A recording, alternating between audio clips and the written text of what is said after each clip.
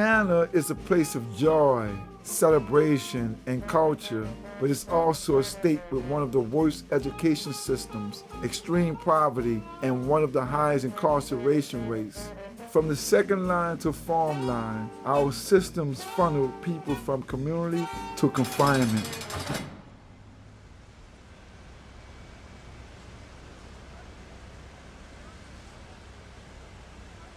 On the one hand, there's this really celebratory Louisiana that's full of music and culture and food. And on the other hand, there's this failing state. You see New Orleans, the party town, you see wildlife, you see just an entertaining place. And that is beautiful. But also, the other thing that people don't see is years of infrastructural issues.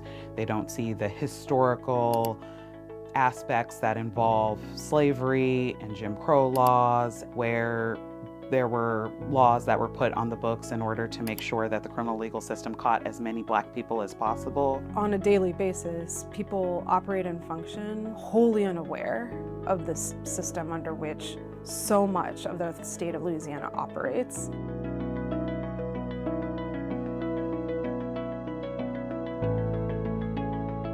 There's a really beat down educational system. There's a beat down healthcare system. There's a toxic environment.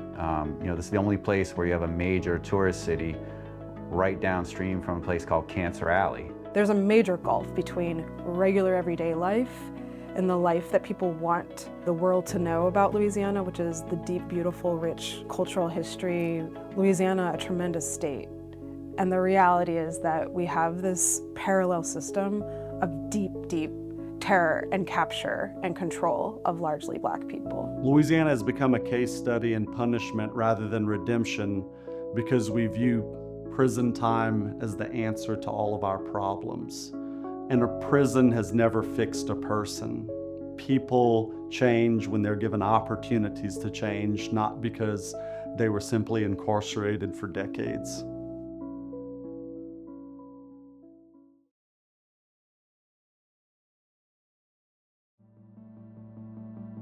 So I grew up in the Ninth Ward, the Florida Project. My mom tried to give us the best. She tried to give us a comfortable home with all the qualities that's conducive for a child's positive outcomes. But that was one thorn in our side every single day when I was a kid, and that was my mother's boyfriend. Very abusive guy.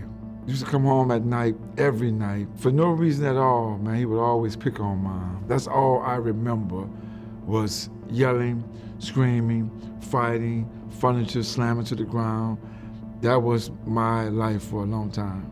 So this is 7750 apartment. See, this is where we used to stay at when I was a kid.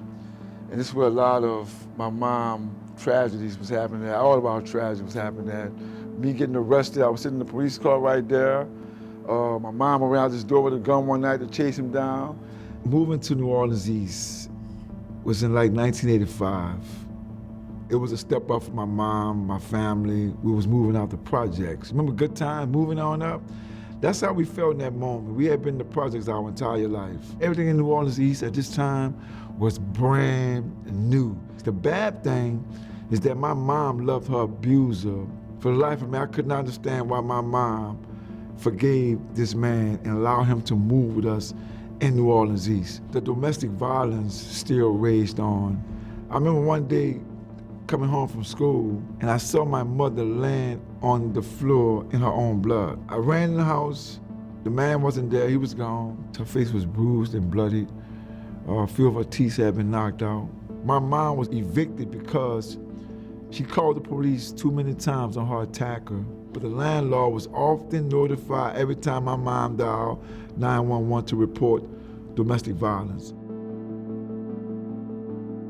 The way policies and systems failed my mother back then was their failure to protect her. If she called the police during this time, she could be evicted from violating the housing ordinance that prohibited Black men from living in the home with mothers who were on Section 8. If she called the police, her attacker would be released the same day. He would show up at our doorstep the same day. And if she called the police again, she would get fussed at by the police department. So it's like, damn if I do, damn if I don't. So those systems that were in play back then, it was very harmful for people living on Section 8 and dealing with domestic violence in a way that my mom was dealing with it.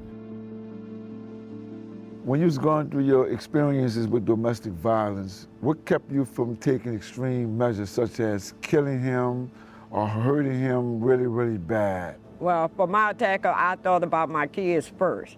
The first thing came to my mind, who was gonna take care of my kids if I do such and such, which I try not to do because I want to raise my own children. I don't want nobody else raising my children. The only thing that saved me from going to jail is because I ran behind him with that gun and something came over me and said, do you really want to do that? Okay? My mind said no, because who's going to take care of my kids? I'm going to be locked up and somebody else going to raise my kids. No, I don't want that. I want to raise my own kids. So that's the only thing that ever saved him. I even told it to his sister, that's the only thing ever saved him because of y'all. I'm not going to prison because of him with his stupidity. I need to raise my kids.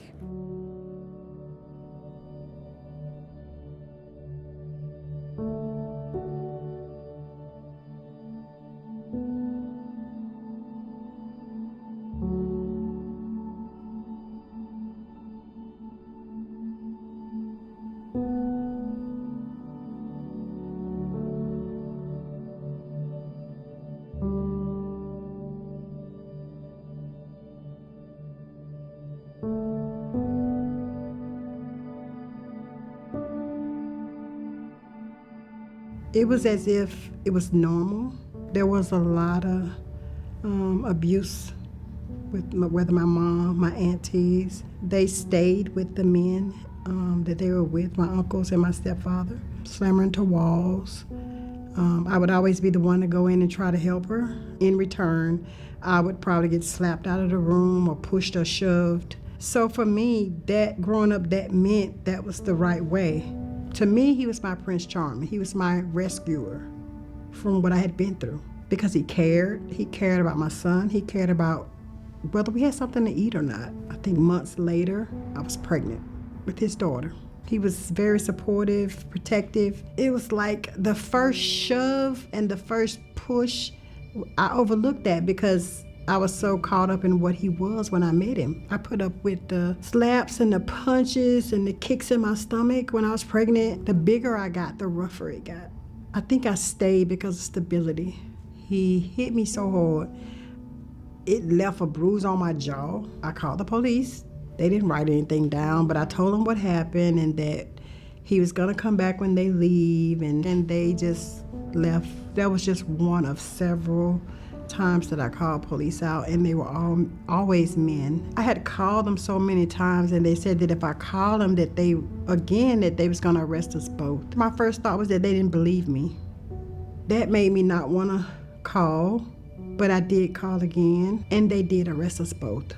With the police, I felt unsupported because once he knocked my door down and everything, I assumed you were supposed to arrest him, but you didn't do that. You just kept telling me you should, stop fooling with him, but you should have arrested him. I can only do so much, to keep him away, and that's why I called y'all. So the police basically allow him to do what he wanted to do. Right. Yeah.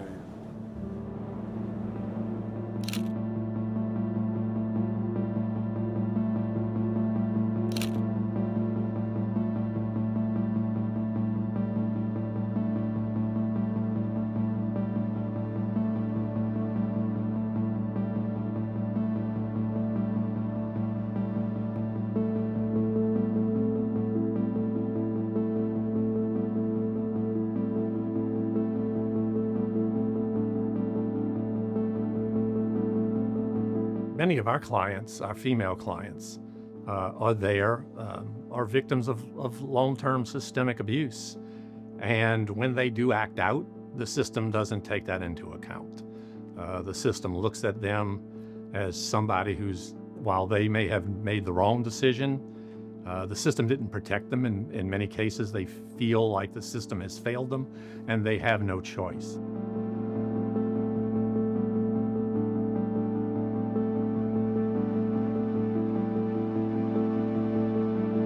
really didn't want to go back home with him, but I didn't want to stay in jail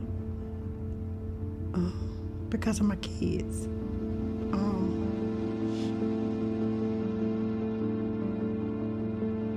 He had been put out. I had put him out, he stayed away. And he came back saying he wanted to see his children. I told him no at first because I had to go pay bills. And so I put my daughter outside on the front porch and let her play. And my son, he was getting ready to go to a boys' club. And so I went in the kitchen to wash my hair. And all of a sudden, when I was under the water, I heard my daughter say, "Hey, Daddy." So I came from up under the water, immediately turned around with the towel. He's standing there holding my daughter in the door. So my mind was racing. My heart was beating fast because I knew that he was going to conjure up something to fight. He put my daughter down, told her to go back outside and play, and he kicked the door backwards to close it. That's when I started scanning the room for my purse because I knew the gun was in my purse. He pushed me around, shoved me, slapped me, punched. He was punching me like a man. He grabbed me, he choked me up on the wall to the floor, and he just had a deadlock on my neck. I was trying to get the purse, to get the gun, to scare him up off of me. He let go of my neck and was punching me, and then he grabbed it again. By this time, I had already got the gun, and I'm holding it, and I'm saying, "Stop hitting me, get away from me. You're not supposed to be here." And he would have said, if he can't have me, can't nobody have me. So I closed my eyes and I pulled the trigger.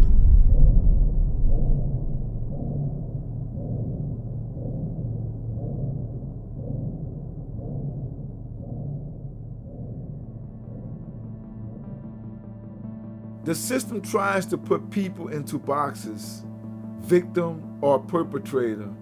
But the truth is, most people labeled as perpetrators have already been victims of violence, of neglect, of abuse, or the system itself. Louisiana Parole Project has seen that the justice system has really misunderstood the impact of trauma in the lives of survivors of abuse. We focus too much on what people have done without considering what people have endured. Many people are trapped in cycles of violence and trauma, and then sometimes people lash out onto others in ways that have been lashed out upon them.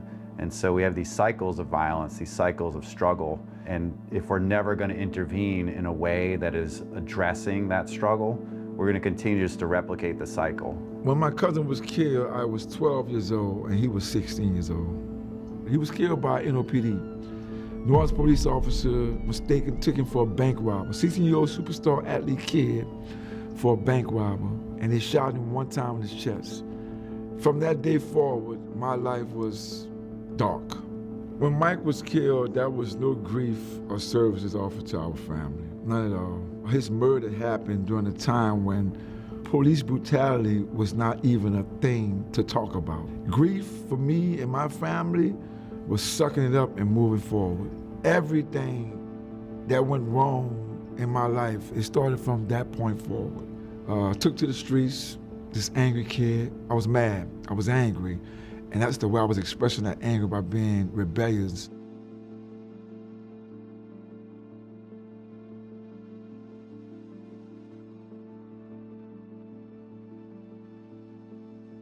Louisiana is one of the biggest incarcerators in the nation and therefore the world, and a lot of what we see is that the criminal legal system is the catch basin for other systemic failures, be it failures in the health system or in the education systems, be it failures in our social services and our social support and safety network. So what we see is that we have the highest rates of poverty, the lowest rates of education, and all of that just funnels into the criminal legal system. My trial was, I would say, a crazy trial. But all those police reports that I had supposedly thought had been filed, they were unheard of. Nobody was fighting for me. My attorney wife was having a baby. My judge had a flight to catch. The DAs was rushing to get a conviction. My attorney didn't call any experts expert witnesses about abuse or violence. He kept saying manslaughter. He kept saying manslaughter, manslaughter, manslaughter. That's the most crime of passion or something like that. That's where his aim was, not that what was happening to me or tell them how it happened to me or what led up to the shooting. Or that's what I felt should have been talked about. And I'm sitting in this courtroom fighting for my life. And I didn't even know I was a victim until I was in prison. I didn't even know it was abuse because of the way I was raised and what I saw.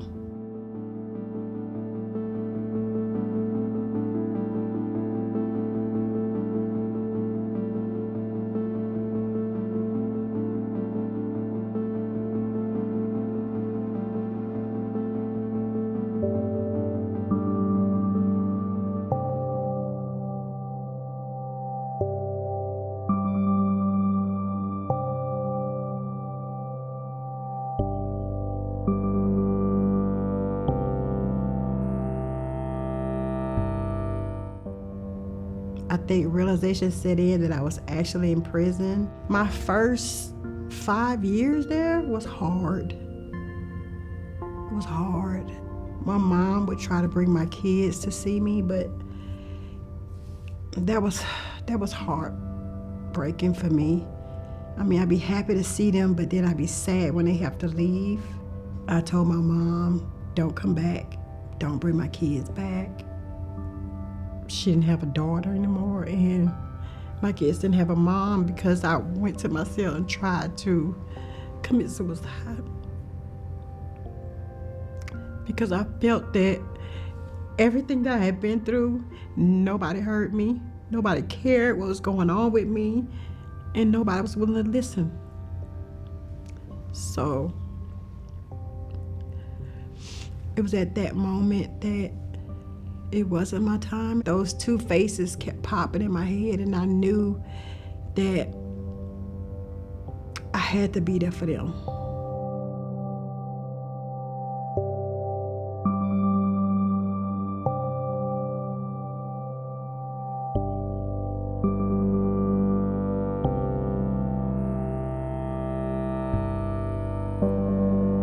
My experience in being a jailhouse lawyer was by force. It was a fight for my life, fight for my freedom. The outcome for us learning law in prison was our freedom. There was this assumption that the correction staff is the makers and doers of rehabilitation, but it's incarcerated people who help other people become better people. It's not corrections. No one on the staff do as much good for incarcerated people as incarcerated people do for themselves. They had some older women there that saw me struggling. Somebody showed me that they cared. That gave me just a little bit of hope, you know, to want to do something for myself. And when I got my GED, my insides just went through the roof because I felt like I could never accomplish nothing.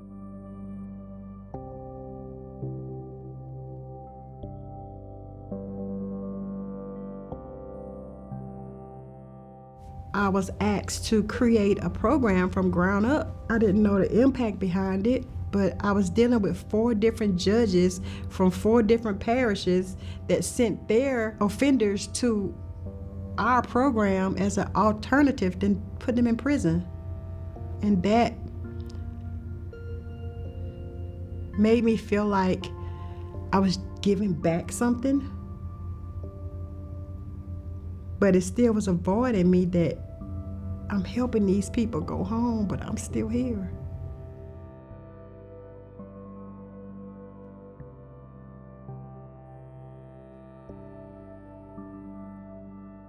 That's where I learned that I was a victim of abuse in that educational group. I didn't feel like strong like they were to just tell everything. It was still tender for me.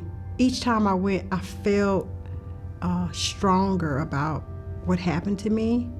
I felt like I could own what happened to me. And I think that's where the realization set in that There were other people like me. Before you know it, I was mentoring the education and the leadership group. In Louisiana, we have the highest wrongful conviction rate in the entire country. Actually comes out of New Orleans, which means there are more people sitting inside of prison coming out of New Orleans specifically who have not actually done the thing that they've been convicted of. And we know this over and over and over again through the work that we do at PJI, where we are challenging people's sentences for wrongdoing. We have an 80% reversal rate on death row convictions.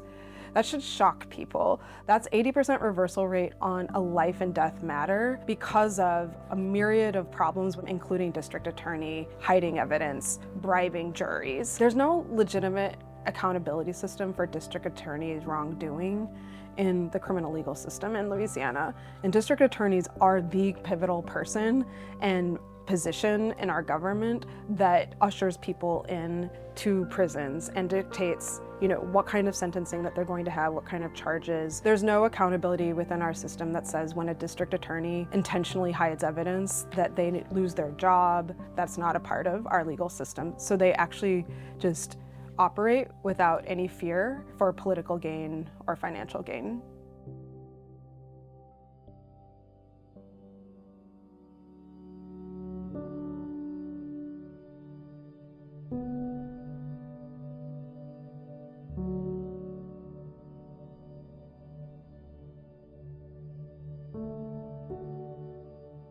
The judge in my case, and she's still on the bench today, she's a very hard judge, but she did agree that my sentence was illegal. So she gave me an offer for me to withdraw my actual innocence claim, and she will release me today by vacating my sentence. For someone who's been incarcerated 25 years, and I still have 25 more years to do, that's a no-brainer for me, Judge. What led to my release from prison was a lot of hard work on my behalf, a lot of praying family members, and advocates.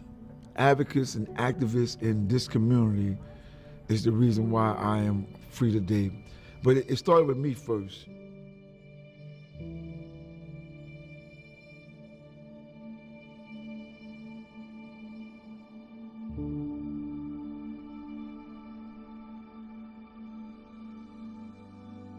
I met a Becky Concord who was coming into prison as a domestic violence professor, and she was doing interviews and intakes on women who have had battles with domestic violence. It was called the Women's Prison Project. When she first came in, she asked me to share my story, and I didn't get visits. In prison, visits matter. This lady kept coming, and she brought her class with her, and all of them worked on my case. At first, I was skeptical because they was getting my story and leave, but they kept coming back. And that made me feel that they actually cared and that they listened to what I had to say. I mean, that's why I'm sitting here today, because they didn't give up on me.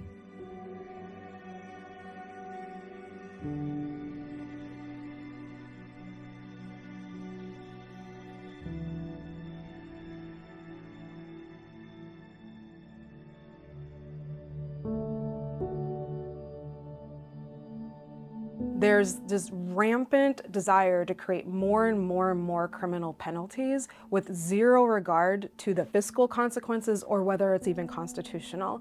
And what that means and why that's important is that, first of all, it traps people inside of prisons. It creates a tremendous amount of legal permission structure to capture people from their communities and put them inside of prisons. But then what it means is organizations like Promise of Justice Initiative on the back end have to gather a tremendous amount of resources to fight these sentences and fight laws that have been passed that are actually illegal.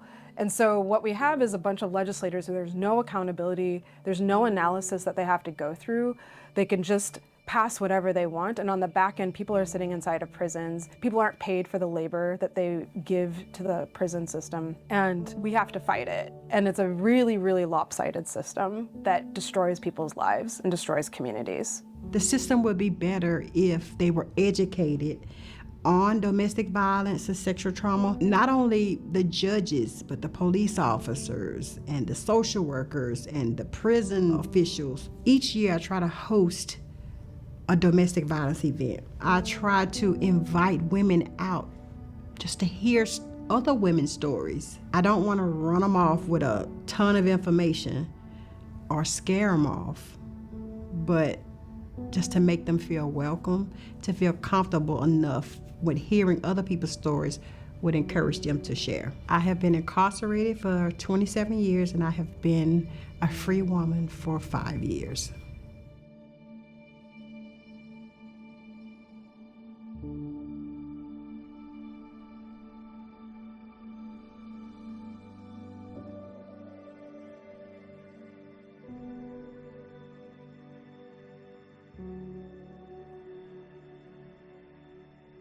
We need more than reform. We need a shift in how we see justice, how we support communities, and how we care for people. True safety comes from investment, not incarceration. Society has been taught that locking people up makes us safer. It doesn't.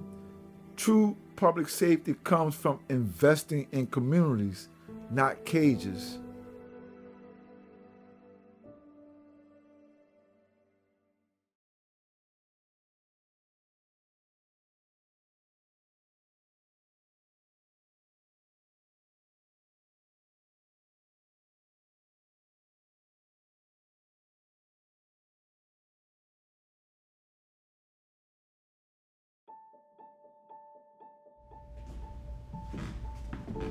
My story started in 1996 when I was a victim of crime, and it was armed robbery and attempted murder. And then he got 30, 30, and 35 years, so 95-year sentence, because the sentences were to be served consecutively, not concurrently. So he had to do one, then the second one, then the third one, and that would have, of course, strung out to 95 years. That was my entrance into the criminal justice system. How about you? A little bit different story. On December 18th of 2000, my mom was abducted from her home in Plain Dealing, which was the town I grew up in North Louisiana. I don't want to get into the details of all of it, but at the time it was, your mom's missing, her car's gone, come up here, we need you here. The sheriff's department personnel came and let us know that she had been found, that she was deceased, and that they had apprehended the person that they were going to be charging for her death, for her murder. After that, it was a lot of shock, a lot of grief, a lot of pain. That was my first time to ever deal with the criminal justice system ever.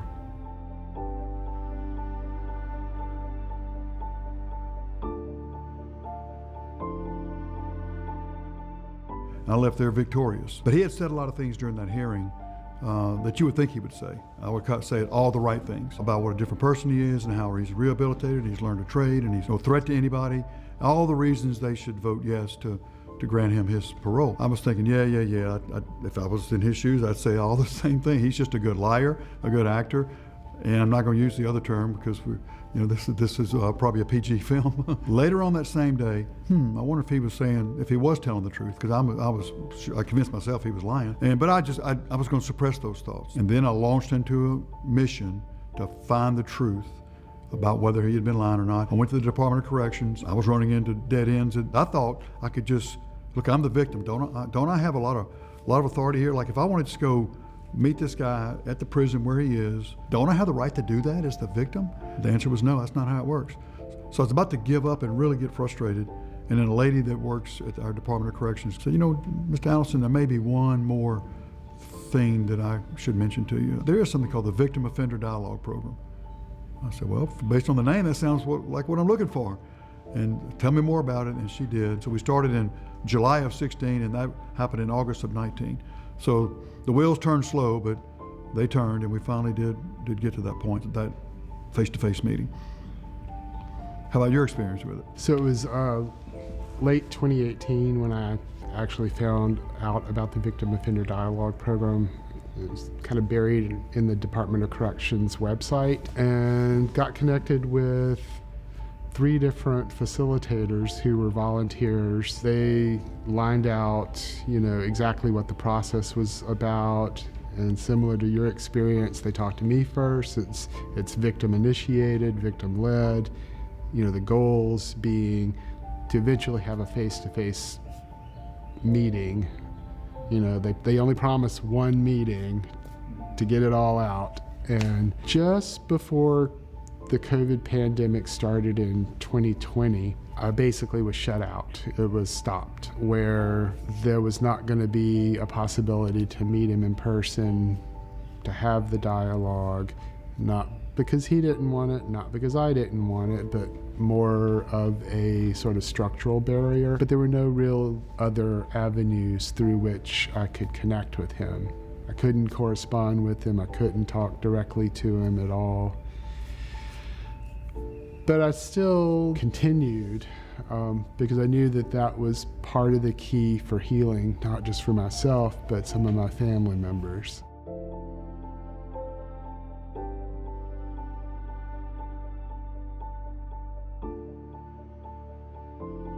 What happened at the face-to-face meeting was there were like 3 big things I told him during the day, and he apologized, and I told him eyeball to eyeball, man to man, face to face, okay, I accept your apology. And he thought that was the end of the day. That's what he came for. But we kept going. I looked him in the eye and said, I forgive you. So he thought he'd never hear those words. I think I'm gonna go to the third step, go further than just accept his apology and forgive him. I'm actually gonna help him get out of here. I said, okay, Marcus, tell you what I'm gonna do. I'm gonna go a step further for you, man. And he looked at me like, oh, what in the heck could this be? I said, I'm gonna help you get another parole hearing soon. And at that parole hearing, I'm gonna testify in favor of your release.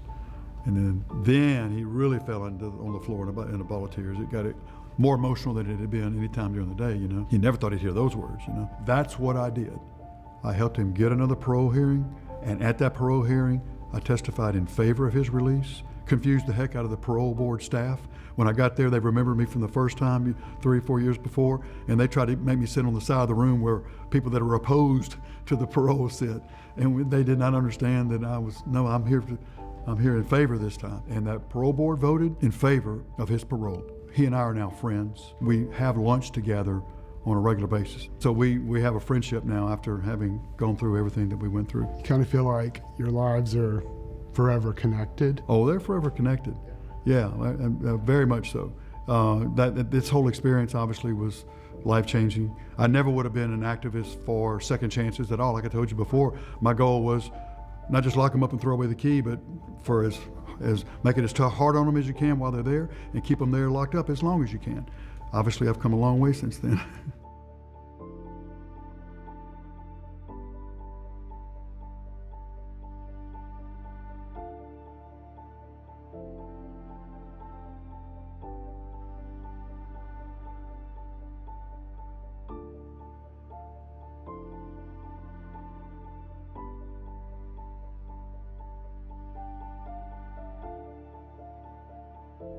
I appreciate the coordinator of the VOD program, and I think they did a great job with me to the extent possible. It wasn't until later that I found out it's grossly underfunded, understaffed, and there are limitations to what they're able to make happen. So I was quite depressed after that. Again, another barrier that seemed to be between me and this other person to try to work on, resolution, healing, emotional healing, spiritual healing. Holding on to the anger, holding on to the hatred, holding on to the fear was killing me.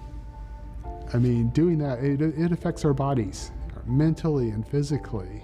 And so a lot of physical ailments, a lot of emotional trials and tribulations, if you want to call them that, related to the death of my mom and how to move forward to try to seek peace and healing. My grandmother, my mom's mom, I approached her and I was asking her, I was just like, Mammy, how have you dealt with this? How do you deal with this? And she was just like, I had to learn how to forgive.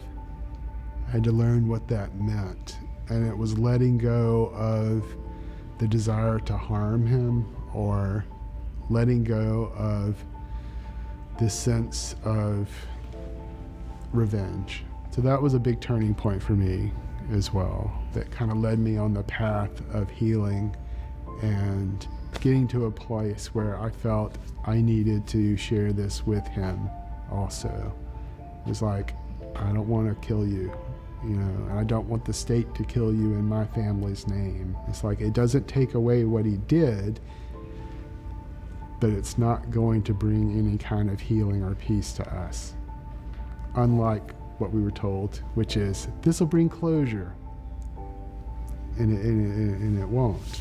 It's like, I've heard stories from other families who have been through what we've been through, and it's like, no, the pain is still there, the loss is still there, the grief is still there. And I've also heard other stories of people who have had the opportunity to connect human to human and realize that the pathway forward has to be reconciliation for there to be healing. And so that's what we've been working on for 24 years now. So that's where we are.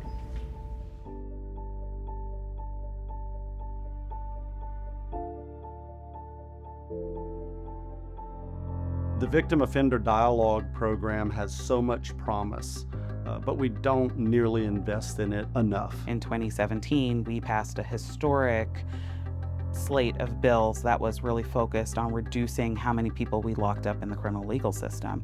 That was the Justice Reinvestment Initiative. We had to look at who was in prison, why were they there, who were we arresting, what were we arresting them for, and we saw that we were doing a lot of arrests and holding a lot of people for things that did not affect public safety, that were things that were low level. And we didn't have a lot of ways to make sure that when people left prison, that they were able to re-enter our communities well. When the Justice Reinvestment Initiative passed, it put resources in place to give people opportunities to change their lives for the better. When people come home from prison, they often need housing, support, the ability to get a job. We saw those things worked. When people have opportunities to thrive after prison, they do. I gotta go run and get my computer right quick. I ain't never been this busy, man. This is definitely a busy day right here, man. Definitely a busy day right here. When former incarcerated people are working, when they are working, they're able to take care of themselves and their families.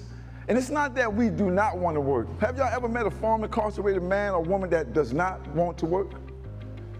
We want to work. We want to go to school, we want to live in certain houses, in certain neighborhoods, we want to do all the things that everybody else is doing. But there are laws on the book that tell us that we can't do it. Legal discrimination against former incarcerated people is a real thing. There are 120 million people in this country with a felony conviction. 120 million. The ones to get a job, the ones to get a house, the ones to show that we have been, what they say, rehabilitated. You can't pursue anything with roadblocks and barriers stacked in your way. So this is not about reentry. This is about human rights and civil rights. So please get involved, and I appreciate you all. Thanks.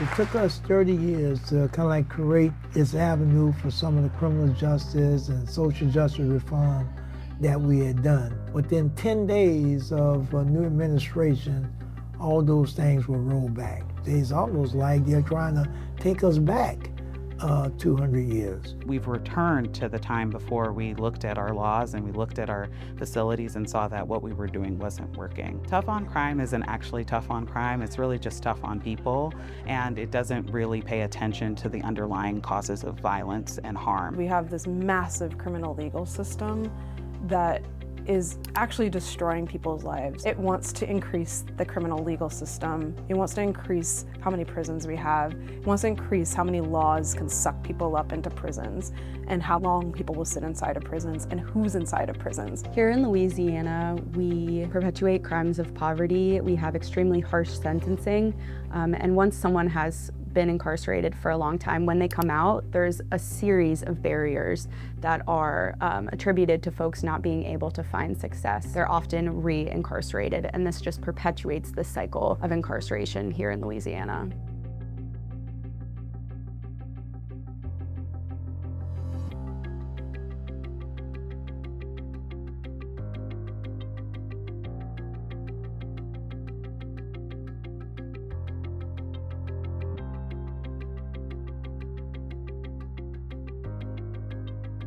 Too many in Louisiana are trapped in an endless cycle of punishment, caught in systems that prioritize incarceration over healing and opportunity. Crime victims get little to no support, and many people in our communities experience harm long before they ever come in contact with the prison system. My vision for a more just Louisiana is to focus on preventative measures instead of focusing retroactively. By focusing on individuals first rather than trying to put band-aids on people who are just trying to survive, I think that we can really create a different community here. If we really want to get serious about safety, if we really want to have these safe and thriving communities, because we know thriving communities are the safest communities, if we want that, we really have to invest upstream. That means investing in our pregnant mothers. That means investing in our schools. It means investing in our playgrounds and making sure that our communities don't have a bunch of empty houses that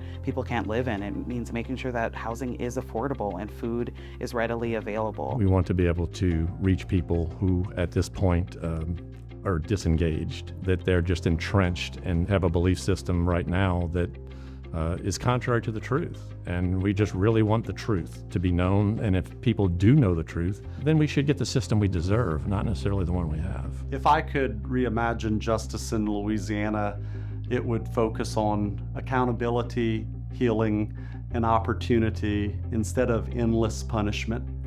We can't just incarcerate our way out of crime. A justice system rooted in redemption, opportunity, and community would be our state's greatest legacy. That's really why we're doing all of this work. This is why we partner. This is why we do coalition work. This is why we advocate and research in the way that we do, because I believe that we all deserve a safe and thriving community, and I believe we can have it in Louisiana.